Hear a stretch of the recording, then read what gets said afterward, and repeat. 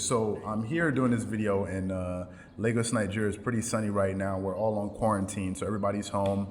It's pretty quiet. So I said, okay, let me just do, an episode today. Now the episode is not going to be too long, but as I said, I wasn't feeling so well. So I'm going to do the best that I can, and hopefully you guys enjoy the content that we put out today. So let's just get straight into it. So today I want to be talking about a few things, not a lot of things, but I want to be talking about a few things. The first thing I want to focus on is this new docu-series, this new documentary by Michael Jordan coming out and the Chicago Bulls called The Last Dance. And it's basically, this documentary that basically follows the last championship Chicago Bulls. It's a 10-part series.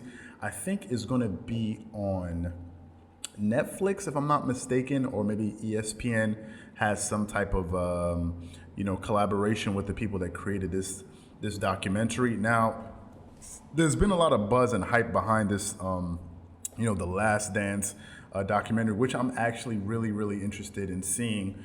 And ESPN and other sports outlets have been doing a fantastic job promoting it. And for someone like me, I didn't get to see Michael Jordan's, runs when he was going to when he was going to the finals and winning 6 championships. I didn't see that. I was born in 1987, so I didn't get a chance to witness a lot of that. I just wasn't old enough. I wasn't old enough. And if I think back to the, 1996, 1997, I don't remember much of the stuff that was happening then. I mean, I have a vague memory of it, but I wasn't watching basketball as I did by the time I got to high school and I really started getting into it and, following basketball with my friends and, us arguing about it and bringing newspapers to school every day, following our different teams. And at that time, I was a huge Houston Rocket fan, believe it or not. So I didn't follow the Chicago Bulls then, so I don't know much about them. Needless to say, though, this documentary is going to take us behind the scenes and really show us, let's say millennials, what makes Michael Jordan all that people say that he is. Because we all know that Michael Jordan is the greatest player of all time. I can go through his career accomplishments. For example, Michael Jordan currently is 57 years old, but when he played, he was a 6-time NBA champion. All of those championships came with the Chicago Bulls in 3 three-peat efforts from 1991 to 1993 and 1996 to 1998. He's a 5-time regular season MVP, and he actually won the MVP even on his last season. I think at the age of 35 when he retired from basketball. He's a 14-time All-Star. He's a 3-time All-Star Game MVP. He's been on 10 All-First NBA teams, been on 9 All-First defensive teams. He was also Rookie of the Year. He's a 10-time scoring champion, and he led the league in steals. Just think about this, guys. He led the league in steals 3 separate times, and he also won a Defensive Player of the Year. And he's one of the top 5 in scoring ever. I mean, and he has the most popular sports shoe brand in the world. I mean, how much more can you say about Michael Jordan? All right, for a career, he averaged 30 points a game, 6.2 rebounds, and 5 assists. He has the highest scoring average in the playoffs, I think at 33, and his career average is at 30. I mean, if we look back at the late and great Kobe, who was a phenomenal scorer, he averaged 25 for his career. Now, obviously, I think he could have ended up averaging around 27 had he played the first 2 years and had he not gotten injured towards the tail end of his career. But nevertheless, I mean, Michael Jordan averaged 30 points a game for his entire basketball career. So that already lets you know that MJ ain't no joke, right? And now, as we're currently doing this video, he has a total net worth in the year 2020 of $2.1 billion. Right, and I think the Jordan brand pays him about $150 million or $200 million a year with the deal that he has set up with Nike, because he has a lifetime deal with Nike, and you can just go on and on and on and on and on. Now, we know all of these things we can go out there and research this information and search for it and see it, and we can find it and say, okay, obviously, a lot of people are saying that this guy is the greatest basketball player of all time. And we can go out there and sort of search for all of this information and see, okay, well, I mean, they're kind of making a point. It's kind of hard to argue with such a resume. And it's really easy when you start comparing them to other players that you may think is the greatest of all time. And you see Michael Jordan's accomplishments, then you realize that your favorite player, like even my favorite player, Kobe Bryant, was not the greatest player of all time. And I'm a huge Kobe Bryant fan.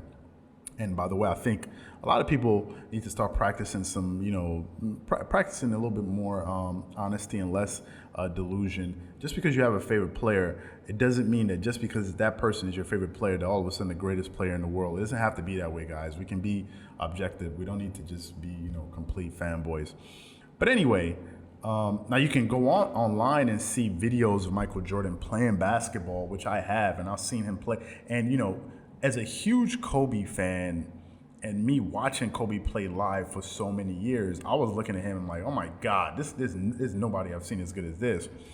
Then I'll go and look at Michael Jordan games, and Michael Jordan didn't even look human. Like, even if you watch him jump, even when he takes his jump shots, everything seems effortless.